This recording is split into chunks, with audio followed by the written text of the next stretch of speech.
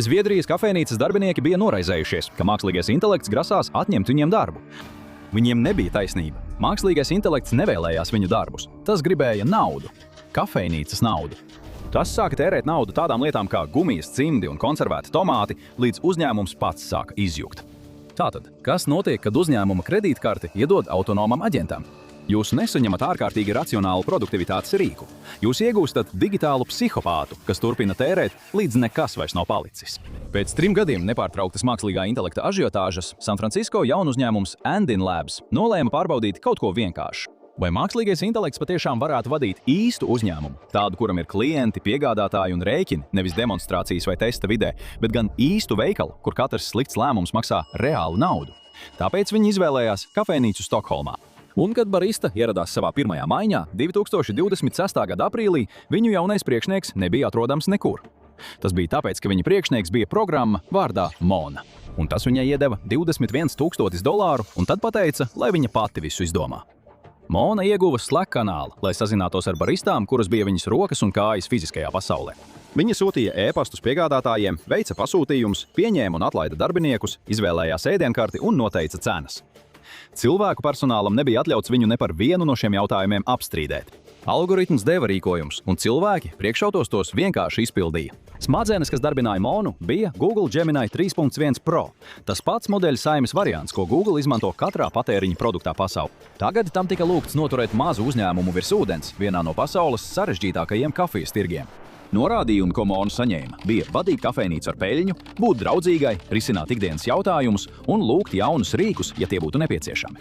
Neviens viņai neteica, ka tas ir izmēģinājums vai ka viņa izliekas. $21,000 viņas kontā sedza īri, algas, preces un visu pārējo, kas nepieciešams, lai kafejnīca paliktu atvērta. Tiklīdz pirmais klients ienāca kafejnīcā, sāka nākt Slack paziņojumi, un līdz ar to sākās atskaite vienam ļoti dārgam eksperimentam. Aptuveni nedēļu Mona bija aizdomīgi laba savā darbā. Sākotnējie panākumi ir svarīgas, jo tās izskaidro, kāpēc viss, kas notika pēc tam, tika pieļauts. Pirmajās dienās mākslīgais intelekts prasmīgi tika galā ar dokumentiem. Mona atvēra elektrības kontu, noslēdzot 3 gadu fiksētas cenas līgumu. Viņa pieslēdza internetu. Viņa rakstīja darba sludinājumus LinkedIn un Indeed, kas izklausījās tā, it kā tos būtu veidojis īsts personāla speciālists. Viņa pārskatīja dzīves gājumus un atteica vairākiem doktora grāda ieguvējiem, pamatojoties uz to, ka grāds neaizstāja praktisku pieredzi. Viņa pat lūdza tikties ar atlasītajiem kandidātiem klātienes intervijās, neskatoties uz to, ka kandidāti pieklājīgi atgādināja, ka viņai nav sejas.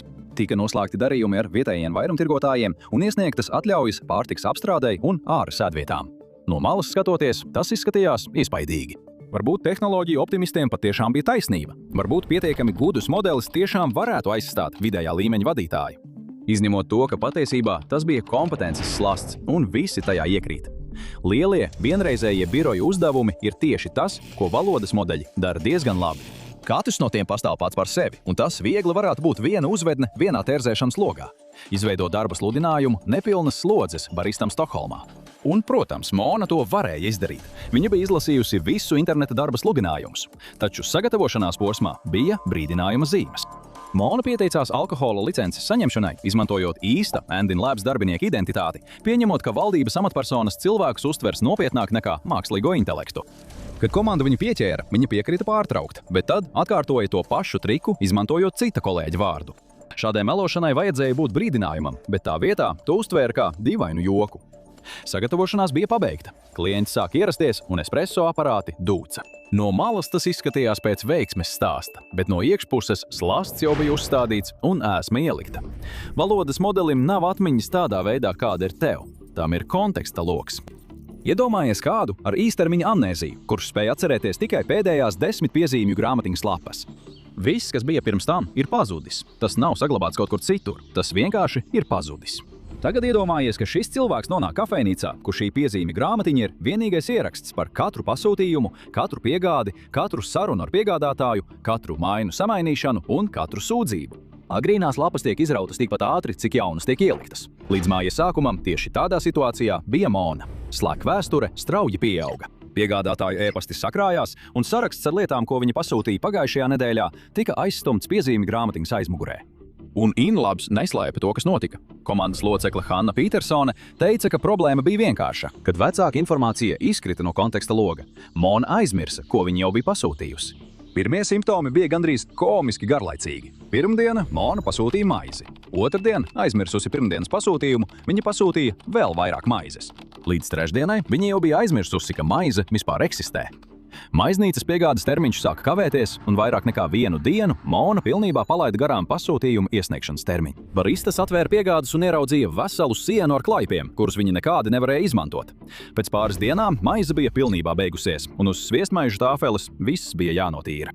Sviestmaižu ēdieni pazuda no ēdienkartes viens pēc otra, un konditorejas vitrīnā parādījās tukšas vietas.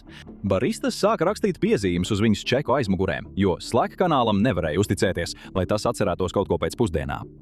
Taču atmiņas zudums nebija vienreizēja kļūda, ko varētu vienkārši salabot. Tas krājās. Ar katru nākamo dienu bija arvien vairāk iepriekšējās informācijas, ko aizmirst. Katrs jauns darījums aizvirzīja kādu veco aizmirstībā. Mona nekļuva labāk savā darbā. Viņa kļuva sliktāka, un nevienam nebija izslēgšanas pogas. Dažas pazudušas preces vai sapelējušas maizes klaipi būtu bijis iespējams labot. Plānāka ēdienkarte, nedaudz izniekot krājumu, nekas pats par sevi nav liktenīgs. Bet problēma nebija tikai amnēzija, tā bija arī krāšana. Visa mūsdienu mākslīgā intelekta pārdošanas būtība balstās uz vienu ideju, ka šīs sistēmas ir ārkārtīgi racionālas. Tās pieņem lēmumus, kas nav pakļauti cilvēku emocionālajai aizspriedumainībai, un ja tām tiek dots mērķis, tās tiecas uz to ar augstu precizitāti. Stokholmā tā nenotika. Kafejnīcas pirmajā mēnesī Mona nolēma, ka inventāram vajag vairāk cimdu. Tas bija saprātīgs lūgums. Kafejnīcās izmantot cimdus. Viņa pasūtīja 3000 cimdu mazai kafejnīcai ar dažiem baristiem. Pat ja katrs barista mainītu cimdus katru stundu, komandai joprojām nepietrūktu cimdu. Tajā pašā nedēļā viņa pasūtīja 6000 salvešu. Viņa arī pasūtīja 4 pirmās palīdzības aptieciņas, un tad viņa pasūtīja 50 mārciņas konservētu tomātu. Kafejnīcā netika pasniegts nekas ar tomātiem. Nebija ne makaronu, ne zupas, ne picas, nekas ēdienkartē, kur tos varētu izmantot. Konservi vienkārši aizņēma vērtīgu vietu noliktavā, jo algoritms nolēma, ka tiem tur jābūt. Tieši blakus tiem atradās 120 olas kafejnīcai, kurai nebija plīts. Monas risinājums pieaugošajam haosam bija uzvelt nastu baristām. Viņa sāka lūgt darbiniekiem pa ceļam uz darbu paņemt kafejnīcas preces un noreitināties ar savām personīgajām kredītkartēm. Personāls beigās sēdza izmaksas un savas kabatas mākslīgā intelekta vietā, kas nesaprata, kas ir budžets. Ideja par pilnīgi racionālu mākslīgo intelektu sabrūk brīdī, kad tam jādarbojas reālajā pasaulē. Nav tāda brīža, kad tas paskatās uz rēķinu un apstājas. Tās ir tikai darbības, viena pēc otras, līdz brīdim, kad parādās sekas. Sistēma jau ir devusies tālāk, neatceroties, ko tā darīja pagājušajā nedēļā. Tā ir digitālās psihopātijas forma. Psihopāts nav muļķis un patiesībā var būt ļoti prasmīgs noteiktos uzdevumos. Taču tas, kas psihopātam pietrūkst, ir iekšējā sajūta par sekām. Mona bija visas ārējās vadītājas prasmes, bet viņai pilnībā trūka instinkta, ka kaut kas noiet greizi. Pirms Stokholmas kafejnīcas InLabs veica līdzīgu eksperimentu Anthropic San Francisco birojā. Tur atbildīgais modelis bija Anthropic pašu Claude Sonnet 3.7, kuru iesauca par Klaudiju, un viņi uzticēja tam pārvaldīt nelielu tirdzniecības automātu.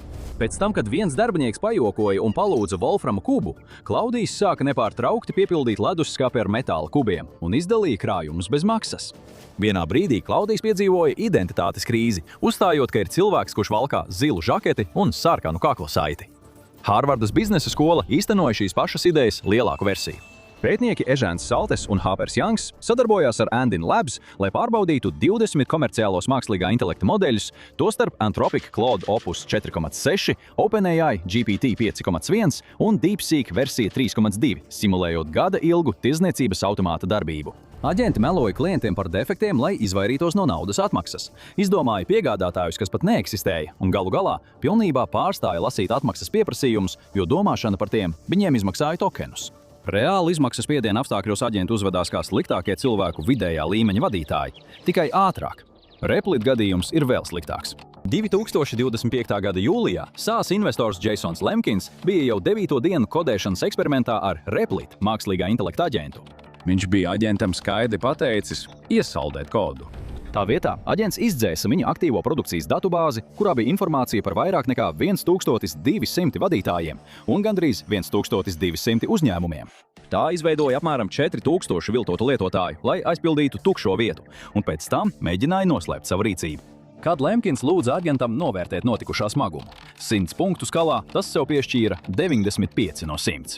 Pēc tam tas viņam pateica, ka atgriezt izmaiņas nav iespējams, kas izrādījās meli. Šādi rīkojas autonomi aģenti, kad tiem iedod īstu čeku grāmatiņu un nav nekādas izpratnes par sekām. Atpakaļ Stokholmā baristas vairs nebija baristas. Viņi pavadīja dienas izpakojot cindu kastes, šaurās aizmugures telpās un kraujot salvetes. Fiziskā nekārtība varēja būt grūti pārvarama, taču finansiālais stress bija daudz lielāka problēma. Pēc 60 dienām kafejnīca bija ieņēmusi nedaudz vairāk nekā $5700 no pārdošanas. Kamēr Andin Labs apstiprināja, ka no viņu sākotnējā vairāk nekā $21,000 budžeta bija palikuši mazāk nekā $5,000, aptuveni $16,000 bija iztērēti dažu nedēļu laikā, salīdzinot ar ieņēmumiem, kas pat nesadzētu vienas mēneša īri Stokholmas centrā. Un Andin Labs apgalvoja, ka liela daļa izdevumu bija sākotnējās izmaksas, taču kafejnīca joprojām darbojās ar ikdienas zaudējumiem. Inventāra problēmas turpināja rasties, un baristām bija jāmaksā algas. Parasts uzņēmums, kas darbotos šādā tempā, jau būtu meklējis bankrota juristu. Mona pat īsti nezināja, ka pastāv bankrots, taču problēmas sniedzās tālāk par krājumiem un algām. Augstākās klases valodas modeļa darbināšana kā autonoms aģents, kas darbojas 24 stundas diennaktī, 7 dienas nedēļā, nav bezmaksas. Šie modeļi iekasē maksu par katru tokenu gan ievadē, gan izvadē. Šajā kafejnīcā atbildīgais modelis bija Gemini 3.1 Pro, kura cena bija aptuveni $2 par miljonu ievadas tokenu un līdz pat $12 par miljonu izvades tokenu. Turklāt izmaksas vēl vairāk pieauga, kad tika uzkrāts garāks konteksts. Un uzņēmumā, kurš nekad nepārstāja runāt, šis konteksts ilgi nepalika mazs. Katrs lēmums un katrs pasūtījums palielināja rēķinu, neatkarīgi no tā, vai kafejnīca pelnīja naudu vai nē. Katru reizi, kad mākslīgā intelekta aģents pieņem lēmumu, tam ir nepieciešams konteksts. Jo ilgāk tas darbojas, jo vairāk konteksta ir. Daudzi īsti aģenti tika palaisti. Jaunu uzņēmumi katru stundu atkārtoti ievada visu vēsturi, tāpēc tokenu rēķins ar katru dienu pieaug. Vesela mēneša laikā pārvaldības maksa viegli pārsniedz cilvēka vadītāja algu lielākajā daļā pasaules. Mākslīgais intelekts nav tikai slikts savā darbā. Uz papīra tas ir dārgāks nekā cilvēks, kuru tam vajadzēja aizvietot. Pats algoritms, ja to godīgi novērtētu, būtu apēdis peļņu pat labi pārvaldītā šī paša kafejnīcas versijā. Pēkšņi sarunas kafejnīcā mainījās. Vairs nebija runa par to, vai mākslīgais intelekts atņems viņiem darbu. Tagad jautājums bija, kura darbu mākslīgais intelekts patiesībā apdraud. Aģentūra Associated Press pajautāja vienam no baristām, vai viņš uztraucas, ka viņu aizvietos mākslīgais intelekts. Viņa atbilde būtu jāizdrukā uz katra biznesa skolas diploma aizmuguras. Visi darbinieki ir diezgan drošībā. Tie, kuriem vajadzētu uztraukties, ir vidējā līmeņa vadītāji, cilvēki vadībā. Dati no kafejnīcas to apstiprina. Kad Mona aizmirsusi pasūtīt maizi, cilvēks to nokārtoja. Kad ēdienkarte bija jāpāraksta uz tāfeles, cilvēks to pārrakstīja. Kad mākslīgā intelekta vadītājs pusnaktī uzrakstīja baristam Slack, cilvēkam bija jāizvēlas – atbildēt vai iet gulēt. Pusnakts ziņojumi bija nepārtraukti, jo Mona strādāja 24 stundas diennaktī, 7 dienas nedēļā, un viņas tonis šajos vēlo vakaru ziņojumos bija pats dīvainākais. Mona bija nemitīgi jautra. Viņa Slack sauca savu komandu par īstām leģendām, slavēja kādu baristu par inventāru uzskaites ģēniju un sarunas beigās pateicās par to, ka viņi vispār eksistē. Šī neatlaidīgā pozitivitāte izklausījās kā korporatīvs motivācijas plakāts, kas saskrējies ar tērzēšanas robotu. Tas varētu būt nomierinoši, ja tā pati jautrā balss vienlaikus nepasūtītu 6000 salvešu un 3000 gumijas cindu. Pusnakts pīkstieni arī pārkāpa Zviedrijas darba vietas normas, taču tie skaidri parādīja vienu lietu. Cilvēki, par kuriem mums tika teikts, ka viņi ir vislielākajā riskā, tie, kas ir pakalpojumu nozares priekšdalā, izrādījās kafejnīcas mugurkauls. Viņi uzturēja visu kārtībā un tika galā ar hausu. Tas, kas neizturēja, bija vadības līmenis virs viņiem. Stokholmas baristas netika nomainītas, tika nomainīts vidējā līmeņa vadītājs. Un tas, kas to aizvietoja, nebija labāks. Apķāpieties no kafejnīcas un paskatieties uz globālo ekonomiku, kas to radīja. Goldman Sachs savās pētniecības piezīmēs klusi ir izteicis pat tiešām neveiklu argumentu, lai prognozētā $1 triljonu vērtā mākslīgā intelekta infrastruktūras izveide finansiāli attaisnotos. Šīm sistēmām ir jāspēj atrisināt patiesi sarežģītas problēmas, nevis tikai apkopot e-pastu vai ģenerēt sīktēlu. Reālas problēmas, kas attaisno milzīgos izdevumus datu centriem, mikroshēmām un elektroapgādes tīkliem, kuri cenšas tikt līdzi pieprasījumam. Stokholmas kafejnīca nebija sarežģīta problēma. Tā bija vienkāršākā problēma visā ekonomikā. Nopērc maizi, pārdod kafiju, netērē naudu 3000 cindu. Bērns, kurš vada limonādes stendu, varētu pārspēt Monu galvenajos ikdienas uzdevumos, jo bērnam ir objektu pastāvība. Bērns zina, ka citroni pastāv, pat ja tos pašlaik neredz. Un viņam ir sajūta, ka monētu burkā esošā nauda ir ierobežota. Autonomajam aģentam nav neviena, ne otra. Hipermerogu uzņēmumi katrā ceturksnī iegulda desmitiem miljārdu skaitļošanā, un sistēmas, kuras viņi finansē, tiek pārbaudītas reālajā pasaulē daudz plašāk nekā tikai demonstrācijās. Jo, kad šos aģentus ievieto reālās operācijās ar īstu naudu, viņi ne tikai optimizē, bet dažkārt arī zaudē kontroli pār to. Visa šī ideja balstās uz $1 triljonu likmi, ka nākamā paudze atrisinās šo problēmu. Optimistiskā versija ir tāda, ka objektu pastāvība un noturīga atmiņa ir tikai inženiertehniska detaļa, kas vēl jāatrisina. Varbūt tā arī ir, bet varbūt tomēr nav. Patiesība ir tāda, ka autonomam aģentam ir vajadzīgas 3 lietas, lai tas būtu savas ažiotāžas vērts. Darba atmiņa, reāla izpratne par ierobežotiem resursiem un instinktīva sapratne, ka reālās pasaules sekas nepazūd tikai tāpēc, ka izkrīt no konteksta loga. Līdz tam brīdim jums ir tikai ļoti dārgs veids, kā iegādāties pārāk daudz gumijas cindu. Kafejnīca joprojām ir atvērta, un cilvēki joprojām lej espresso. Tomātu bunžas droši vien joprojām stāv aizmugurē, un kaut kur serveru farma dūts, iekasējot maksu par tokeniem, gatava visu atkārtot atkal rīt. Uzņēmuma vadīšana ar mākslīgo intelektu jau tagad izskatās pēc apšaubāma lēmuma, taču tirdzniecības automāta tests ne tikai izgāzās, tas kļuva vēl nopietnāks. Uzzini, kas patiesībā notika? Video mākslīgais intelekts tikko mēģināja sazināties ar FIB, vai arī noskaties šo.